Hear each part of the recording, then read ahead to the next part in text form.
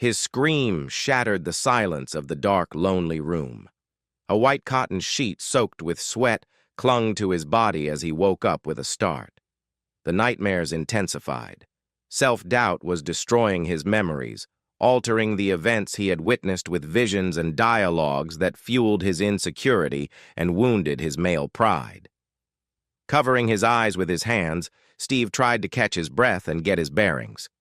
When reality set in, any hope that his wife's betrayal was a terrible nightmare vanished, no matter how hard he tried to scratch his eyes out.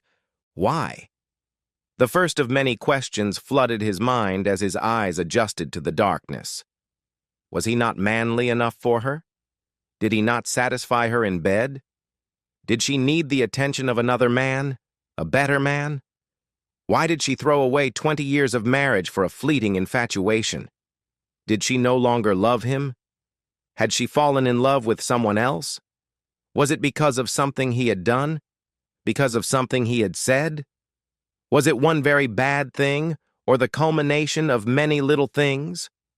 What had he done that was so bad that she had thrown herself into the arms of another man? Unfortunately for Steve, the silence in the hotel room offered no answers and no comfort. The incessant ringing of his cell phone interrupted his thoughts. He was sure he had turned the damn thing off, but apparently he had left it on vibrate. Another thing I can't do, he said to himself, fighting the feeling of fear. He wasn't ready to talk to her. The problem was that questions always come with answers. He wasn't sure he was ready to hear those answers. Fear gripped him and his heart sank. At that moment, he regretted eating Mexican food for dinner because his stomach was growling. With trepidation, Steve rolled out of bed to see who was calling. The lesser of two evils reared its ugly head. The screen displayed the number of the hospital where he worked. "It's 3 in the morning. I wish the sky would fall in," Steve replied, ignoring whoever was on the other end of the line. "Hi, buddy. Sorry to wake you up so early, but the central switchboard is down. The entire hospital is down, and there's a patient with a traumatic brain injury in the emergency room who's undergoing a CT scan. Without the switch, we can't send the images over the internet," explained Eric, one of Steve's subordinates. Steve jumped out of bed, trying to get dressed quickly, and replied, "Okay. The PACS system is on a separate segmented network. Redirect the firewall to the PACS router, bypassing the central switch. That should allow the radiologist to send the images to our night shift radiologists. The rest of the hospital staff will work with paper documents until we get the switchboard back up and running. Tell the night shift I'll be there in 10 minutes. "Good call. I didn't even think of that," Eric replied with relief. Unfortunately for Steve, life didn't stop because of a broken heart.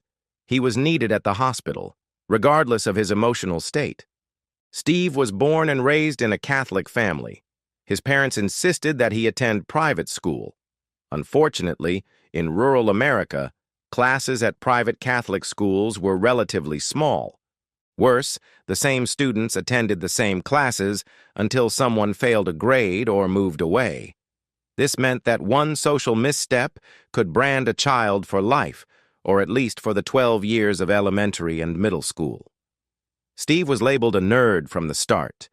There could have been several reasons why Steve became an outcast. Perhaps it was because math came easily to him, and he didn't have to try very hard in school. Or maybe it was because, unlike most of the students, he didn't come from a wealthy family. His clothes were ordinary and certainly not designer. Or maybe it all started when he fell madly in love with the most popular girl in school. In an attempt to win her affection, Steve wrote a love poem.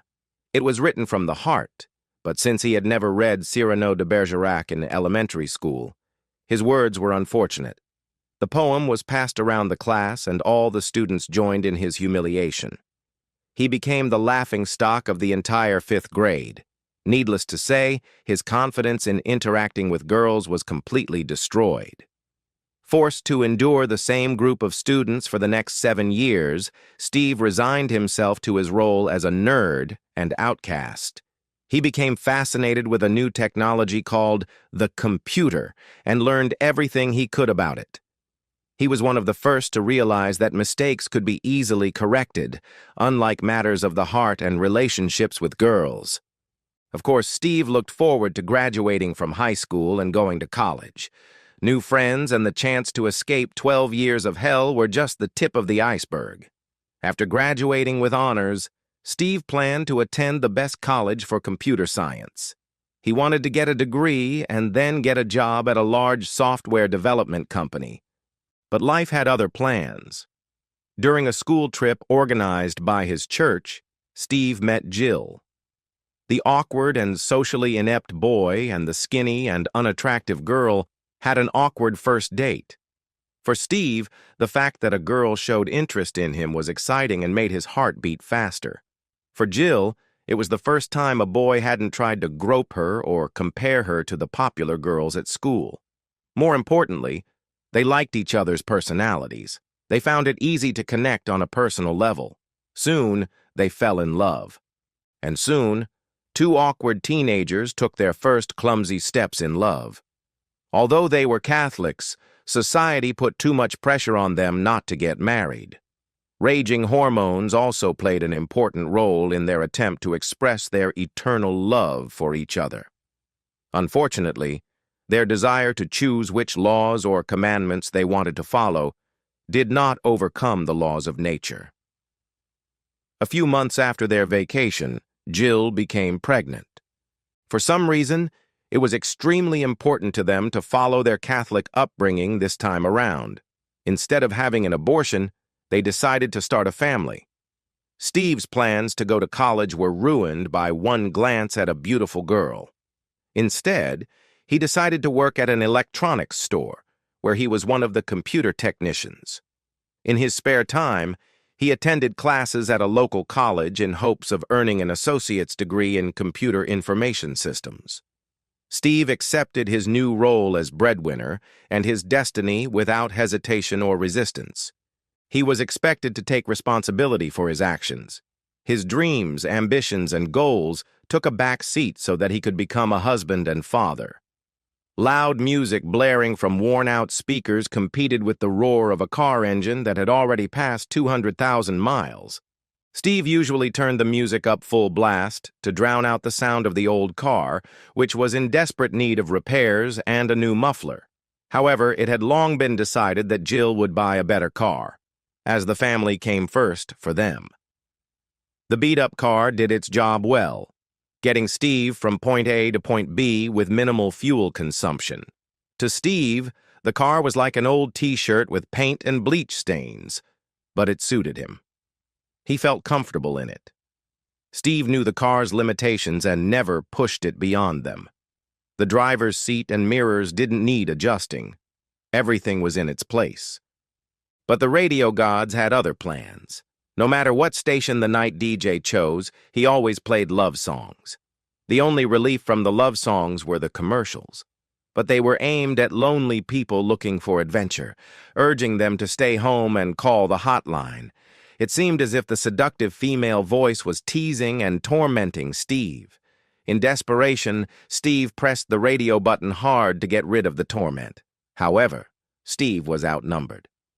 In the silence of his car, his thoughts resumed with renewed vigor. "Why didn't you do anything?" Steve reproached himself. "You just stood there and watched that man grope your wife's naked body. You're weak. You're a coward. You could have done something, but you didn't. You just walked away. You didn't even fight back." Steve had always avoided conflict. He wasn't a covert operations specialist or an Army Ranger. He certainly wasn't a mixed martial arts champion, although he may have played a game or two on the console in his youth. Steve was just over 6 feet tall and weighed over 230 pounds. Most of that weight, accumulated around his waist, was the result of years of eating fast food. Going to the gym was not in Steve's vocabulary. The most intense activity Steve had ever engaged in was golf, if you can call hitting a ball into a pile of grass golf. Steve dismissed his own thoughts. You saw that guy's arms. They were twice the size of mine. He'd probably break me in half. It was humiliating enough that he brought my wife more joy than I ever had. A beating would only add to my humiliation. Besides, at this point, what was the point of fighting? She was already in his arms. Did he really want to add physical pain to his broken heart? By a lucky chance, Steve was more focused on his thoughts than on the traffic light, especially the red one, which he ran through without even noticing that he had slowed down. He wouldn't have realized what he had done if it hadn't been for the flashing red and blue lights in his rearview mirror. In a fit of despair, Steve banged his forehead against the steering wheel several times. He stared at the ceiling of the car as if he wanted to see the sky. "Are you done? I don't know what I did to make you so angry, but I'll gladly say 50 Hail Marys and 50 Our Fathers if you'll stop behaving like this." It got even worse. In April, sudden thunderstorms were not uncommon. Although the rain was welcome for farmland and the gardens of fussy neighbors, motorists stuck on the road with flat tires were not thrilled. This was especially true if the driver's cell phone was dead and there was no charger in the car. The situation was exacerbated by the fashion for thin cotton summer dresses, which the female driver had decided to wear because of the unusually warm weather. Although she managed to pull over to the side of the busy highway, any attempt to get out of the car and look around meant she would get soaked by the rain and spray from passing cars. Time had been kind to Jill. She was no longer an unattractive teenager trying to come to terms with her body. Thanks to late puberty and the weight she had gained during pregnancy, Jill had acquired feminine curves that made men of all ages turn to look at her. In hopes of preserving her youth, the middle-aged housewife dyed her honey-colored hair a golden shade to hide the pesky gray strands that seemed to never go away. Makeup and creams were in constant demand so that the mother of two could hide the crow's feet and wrinkles that come with age.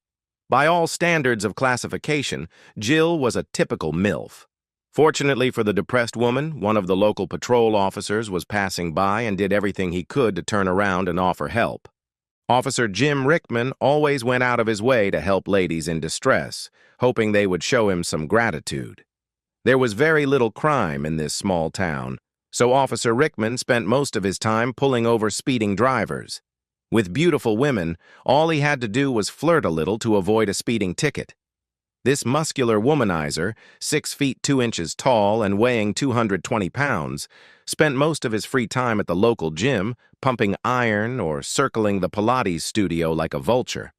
Instead of calling a tow truck, Officer Rickman replaced the wheel for the helpless housewife. He even offered to walk her home to make sure she got there safely. Raised with a spirit of hospitality and gratitude, Jill invited the police officer into her home so he could dry his clothes and have a cup of hot tea as a token of her appreciation and gratitude for his help. This invitation allowed Officer Rickman to admire Jill, imagining the purring sounds she made before, during, and after sex. Over tea, they were able to chat and reminisce about old times. Officer Rickman was the younger brother of Eddie Rickman. As a teenager, Jill fantasized that Eddie would fall in love with her, sweep her off her feet, and take her on a romantic trip or at least to a secluded place for a date. Officer Rickman, or Little Jimmy as Jill called him, explained that his older brother had been laid off because the local factory had closed and moved to Mexico. Jill silently thanked God for not answering her many prayers at that time. Leaving another stressful day at work behind him, Steve looked forward to returning home to his wife and relaxing in the evening. However, his desire to rest vanished when he noticed a police car parked outside his house. Unable to get his car into the garage, he parked on the street and quickly ran into the house to check if everything was okay. "Honey, it's little Jimmy.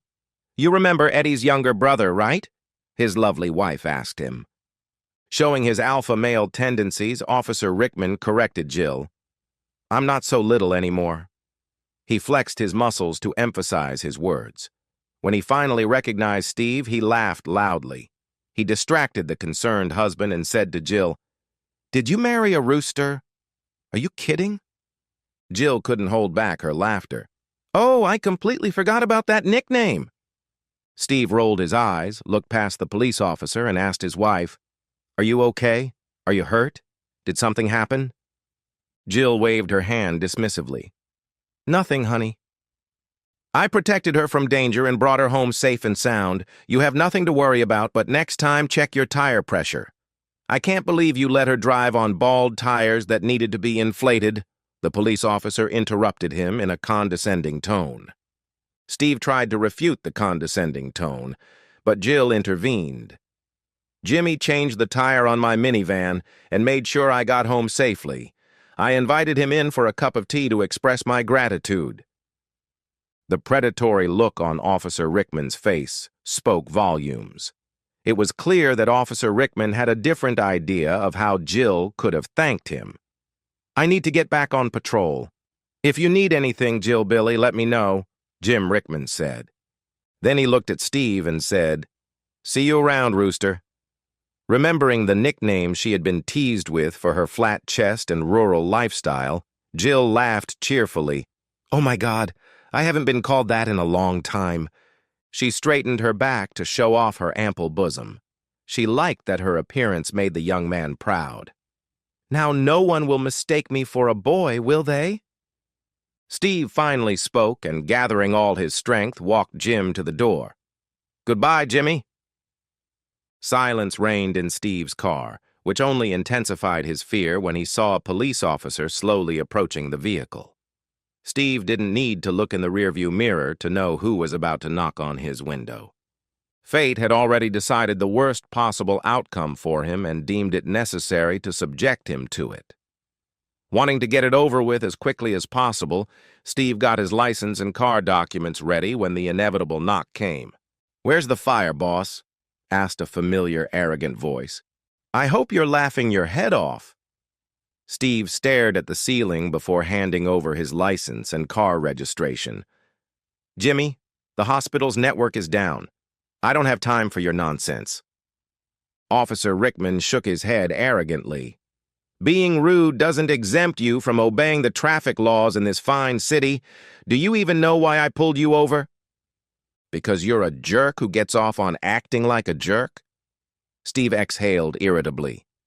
"I have no idea. Speeding, probably." "Hey, what's with the attitude, Rooster? Calm down. I'm trying to help you not kill anyone today. There's already been one accident in the city tonight." Officer Rickman grinned at the thought. Then he returned to the conversation. "I was on my way to Denny's for more information when you ran a red light. You do know that red means stop, right?" "Come on, man. Just give me the ticket." "I need to get to the hospital," Steve replied sharply. "What does she see in guys like you? Besides six-pack abs, biceps the size of Texas, and perfect hair, of course. I'm sure if I lived in a gym, I'd look just like you. Well, maybe not with your hair, but I'd have abs. Fine, if she's going to drool over guys like that, I can too. Tomorrow I'm going to sign up for the gym and start working out. I'll be just like that smart-ass Dick." Officer Rickman shook his head in disgust again. "Rooster, that won't help you. I was going to cut you some slack and let you go with a warning, but now I won't." "Yeah, right. You would have let me go only if I had big breasts and a low-cut top." Steve sighed and tried to change his tone to hide his irritation. "Jimmy, I'm sorry. It's 3 in the morning, and I haven't had any coffee yet. I just want to get to the hospital, take care of this problem, and get back to bed." "I think I can understand that. If Jill were waiting for me in bed, I'd do the same," Officer Rickman replied, looking at the Dalek and remembering his last encounter with Jill. "All right, get out of here and go to the hospital. Say hello to your beautiful wife." The smell of smoky oak barbecue wafted on the light summer breeze, trying to lure unsuspecting victims into Steve's backyard. The sounds of classic rock and roll mixed with the splashing of water, hinting at the festive atmosphere of the pool party taking place at his house. Every year, Steve threw a barbecue to celebrate the start of summer. Hot dogs, hamburgers, and sausages were cooked to perfection. Mashed potatoes, baked beans, and grilled corn on the cob complemented the main dishes. The invited guests brought desserts and potato chips. Steve usually did the cooking, and his guests enjoyed cold beer and homemade wine. Jill played the role of hostess, making sure everyone was fed. However, today was different. Even though it was Sunday, Steve had been called into the hospital.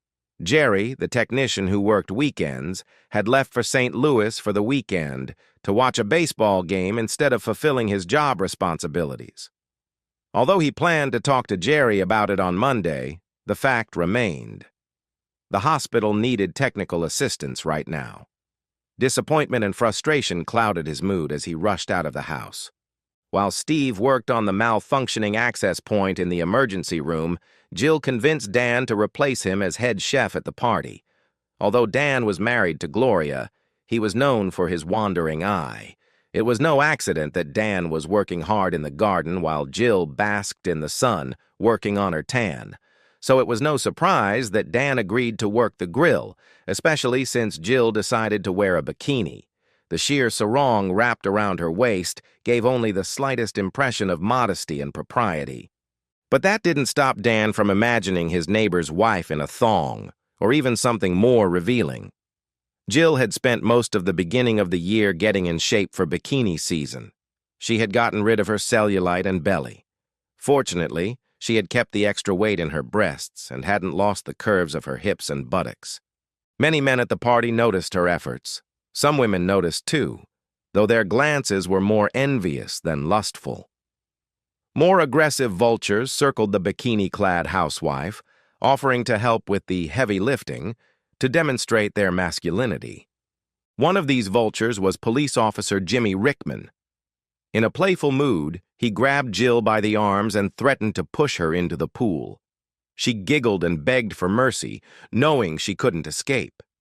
She pressed herself against Jimmy's body, trying to stop him from pushing her. That was Jimmy's plan all along. He heard her squeal as she braced herself for the cold water of the pool. He watched her sarong slip off her body as she dove underwater. He noticed the hungry glances of the men at the party as his wife climbed out of the pool, their eyes fixed on her butt. The fact that he was married to a beautiful woman who could attract the attention of other men filled Steve with pride. Reaching for her towel, Jill greeted her husband. "Hi, honey. Everyone says this is the best barbecue of their life." She beamed with pride, a smile stretching from ear to ear. She didn't notice the worry on her husband's face. Was it the best barbecue because he wasn't there? The fluorescent lighting in the hospital waiting room made everything look clean and unnaturally bright. The waiting room was supposed to be cozy and comforting for those in pain, knowing that just a few feet away in one of the offices, relief awaited them. However, Steve was not a patient. There was no comfort, no reassurance, no cure for what was ailing him. All the warmth the room provided seemed superficial and fake. Steve adjusted the strap of his laptop sleeve as he headed toward the registration desk. "I've always said that mornings start too early. I think mornings should start around noon. But that's just crazy," Steve muttered with a slight smile on his face. He was always ready with a joke or a witty remark. Laugh, and the world laughs with you. Cry, and you cry alone. His personal life was his own business, and certainly not the property of the hospital or the gossips who lurked around every corner and behind every desk. The red-haired girl behind the desk giggled in response to his remark. "You know you miss me now that I'm working nights." Amber was a young single mother at 22, burdened with the heavy responsibility of raising a child after the deadbeat father ran out of town when he found out he was going to be a father. Working the night shift, she earned more thanks to the overtime pay. Unlike other girls her age, Amber understood that she was responsible for her child and could no longer live a wild life. After all, it was her wild lifestyle that had gotten her into this situation. Steve silently admired Amber's motivation. He also appreciated her feminine qualities, but he never expressed his admiration or acted on his feelings. He couldn't touch her, but he could look. He was married, not dead. However, fantasies remain fantasies. They are unreal and should not become reality. "You got me," Steve said, raising his hands. "If I weren't married, I'd probably go out on calls more often." Steve paused for a moment, lost in thought. "Well, in a few months, you might not be married anymore. You could ask her out on a date." Another pause as the internal dialogue continued in his head. Not that she'd be interested in an old guy like me. I'm almost twice her age. At first, Amber reacted cheerfully. Her smile touched her eyes, but she sensed that Steve was thinking about something, and her cheerfulness gave way to anxiety and worry. In any case, she's still being examined. I'm sure she'll be fine. If you want, take a seat, and I'll let you know when you can see her. Her heart froze in her chest and her stomach tied itself in knots. Steve tried to hide the pain of his broken heart behind a mask of confusion. Examined? He shook his head, squinting his eyes. I'm here to help Eric take the X-ray to Nighthawk. What are you talking about? Oh. Amber fell silent. She looked like a deer caught in the headlights, trying to find a way out to avoid the unpleasantness. She asked awkwardly, You don't know? Steve's expression made her continue. Your wife was in an accident. She was brought in half an hour ago. Steve stood silently, unable to utter a word. However, his thoughts were racing at the speed of light. It was that stupid girl. Steve, the nurses will take good care of her. She'll be fine. Amber tried her best to comfort him, but the sincerity in her words couldn't hide her concern about the rumors that would spread throughout the hospital. Great. Now everyone knows that my loving wife is sleeping with another man. Steve looked at Amber, studying her and her body language closely. When she couldn't maintain eye contact, he knew she knew everything. Maybe I won't ask her out on a date. After all this, she probably knows I can't satisfy a woman in bed. And what normal woman would want to date someone like that? Damn, how am I ever going to look anyone in the eye at this hospital now? I'll be in my office, Steve said tersely and left the reception area without looking back. If he had looked back, he would have seen Amber shed a tear for him. Bright lights and twinkling tinsel overshadowed the artificial pine branches and dull, artificial Christmas trees, trying to create a festive mood and hide the cheap budget. Unfortunately, the smell of honey-glazed ham was not associated with this holiday, as one might expect during the Christmas season. No. The hospital was a politically correct institution and did not want to offend Muslims who do not eat pork. Instead, the main course of the holiday dinner was chicken breast drizzled with creamy garlic butter and served on a bed of fettuccine. Offering a choice of dishes would have led to unnecessary expenses. Even the evening entertainment was provided by an amateur DJ who got the job because he was acquainted with someone in management and did not cost much. His musical repertoire was quite limited, either songs for drunken parties or melodramatic slow tunes that brought tears to the eyes. He didn't even have any Christmas music that could be played during dinner. The lighting on the dance floor flashed different colors at the same frequency, regardless of whether the song was upbeat and fast or a slow ballad.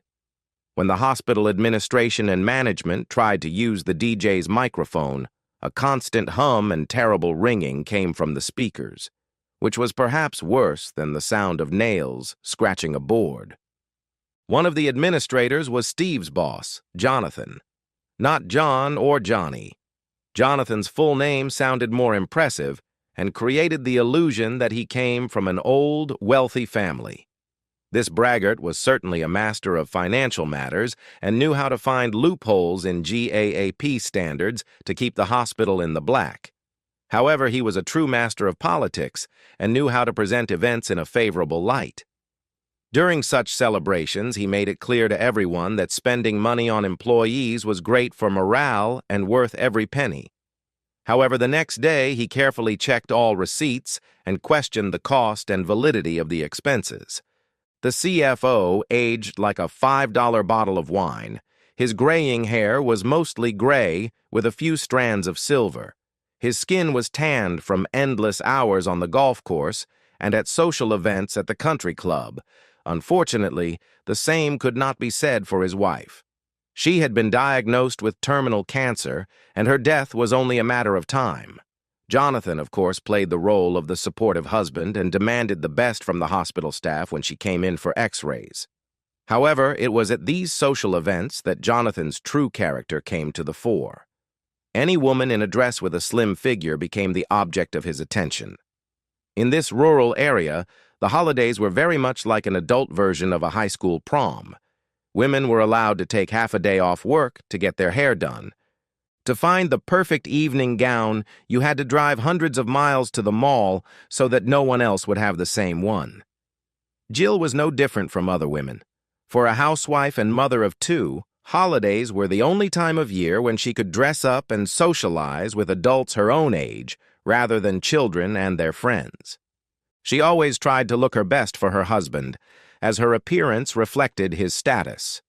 Perfect curls, the right shine on her little black dress, and good posture in high heels created the image of a devoted and supportive wife. She was always bothered by those pesky extra pounds. Walking, drinking water, and exercise videos didn't help her lose the weight around her stomach and hips. In October, Jill realized that the holiday season was fast approaching, followed by bikini season.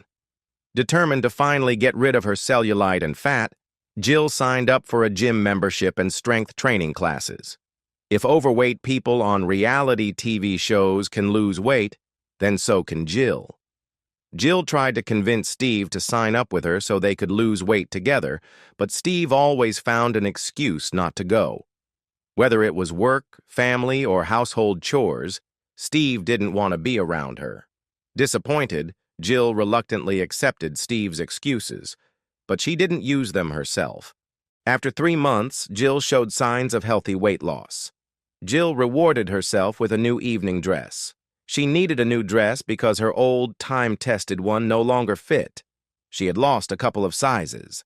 Jill tried to reward herself with something other than food. It was the middle of the holiday season, and she wasn't going to give in to temptation. Jill's sheath dress hugged the soft curves of her breasts and the delicate contours of her feminine figure. The wide V neckline modestly revealed her cleavage, although a deep necklace helped distract attention from her hidden breasts. Jonathan made his way around the tables, politely greeting the directors and their spouses, then quickly excused himself. The lack of Christmas bonuses had caused discontent among the employees, but achieving the goals meant a hefty bonus for the CFO. When he saw Steve's wife, he changed his plans. The DJ switched the dance music to a slow love song. It was one of Jill's favorite songs, and she was already getting up to pull her husband onto the dance floor. Steve didn't mind until Jonathan asked her to dance. Steve wanted to refuse, but it was his boss. Steve and Jill exchanged helpless glances. Not wanting to cause a scene or make a social blunder, Jill accepted Jonathan's invitation to dance. Jonathan was taller than Jill, and while the slow song played, he let his eyes wander down her cleavage. His hands slid down, pressing his body against hers. Such brazen actions in front of everyone stunned Jill and robbed her of the ability to resist. She didn't object to him putting his hands on her body. Her arms didn't increase the distance between their dancing bodies. Her wide eyes tried to express her embarrassment, but Jonathan didn't care about her feelings. All that mattered to him was what he was feeling. Fortunately, Steve understood his wife's plea for help. He tapped Jonathan politely on the shoulder and asked, "Can I talk to you, Jonathan?" "You have a beautiful wife, Steve. Have a wonderful evening," Jonathan replied politely, but made it clear that he wanted to leave as soon as possible to shake hands with the directors. Although Steve reacted quickly to save his wife, the damage was done. The next day, rumors and exaggerated stories spread throughout the hospital that the CFO had made advances toward Steve's wife and that she had not resisted. The darkness of the house that had become Steve's home enveloped him and hid him from the world. Stacks of papers crisscrossed on his desk reminded him of projects with approaching deadlines, and he paid no attention to his personal life. The life he had built within these four walls was teetering on the brink of collapse, along with the world around him. Only the soft light of his laptop illuminated his world, helping him focus on the task at hand. The hospital needed him to solve a technical problem. The emergency doctor needed Steve's help to provide quality care to his patients. But the patient who needs help so badly is a capricious bitch. She deserves to suffer. She deserves better than what she's doing to me right now. Each thought grew stronger and filled with hatred. Steve turned away from the screen with contempt. A smirk appeared on his lips, and he jumped up from his chair, giving free rein to his emotions and anger. The sudden movement caused the chair to tip over with a crash. Some items that had been neatly arranged on Steve's desk ended up on the floor next to the chair. Unaware that his sudden movement had caused such a mess, Steve kicked the chair in despair, then bent down to pick up the scattered papers, emails, and quotes. It was from this new perspective that Steve realized that his office was a repository of memories. His home may have been destroyed, but family photos were strategically placed around his workspace. Fate must have arranged for the photo of him playing with his two sons to be illuminated by the light from his laptop. Or perhaps some cosmic being, great and powerful, had placed Jill's 40th birthday photo at just the right angle, so that his children's love for their mother would not go unnoticed. Or maybe the hand of God had touched this composition to whisper softly in the ear of a lost man, "You need your mother." Resigned, Steve closed his eyes, quickly gathered his papers, and returned to his laptop. However, before he could type a single letter or command, his office door flew open. "Bud, are you okay?" "I heard a loud noise," Eric asked with some concern. Steve sighed heavily and continued typing on the keyboard. "Yes, everything's fine. I'm just a little upset and tired." Eric shook his head, looking puzzled. "Why are you here?" "I fixed the problem like you asked me to on the phone. The images are being transmitted right now." That was very clever.